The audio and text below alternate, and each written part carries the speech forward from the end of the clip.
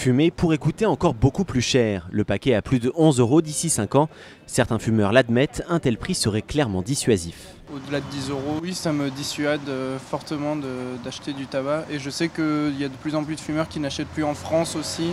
Les fumeurs peuvent désormais ramener 10 cartouches d'un autre pays de l'Union européenne et beaucoup contournent déjà les augmentations de prix en se rendant à l'étranger.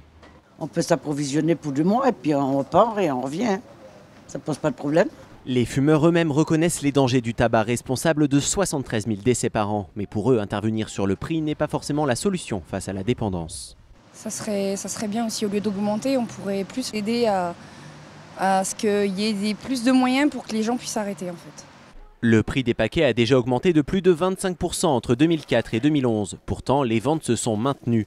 Pire, les cigarettiers se seraient enrichis et l'État aurait engrangé davantage de recettes. D'après les sénateurs, la hausse de ces dernières années n'était pas suffisante. Pour dissuader les fumeurs, il faut aller beaucoup plus loin. Les buralistes, eux, restent sceptiques et dénoncent une diabolisation de leur profession. Aujourd'hui, on est un peu le mauvais petit canard qui vend des cigarettes, qui vend de l'alcool, qui automatiquement pousse à tous les vices. C'est dommage. Les sénateurs se sont aussi penchés sur la question du vin, mais difficile d'envisager une quelconque augmentation. La fiscalité du vin en France reste taboue.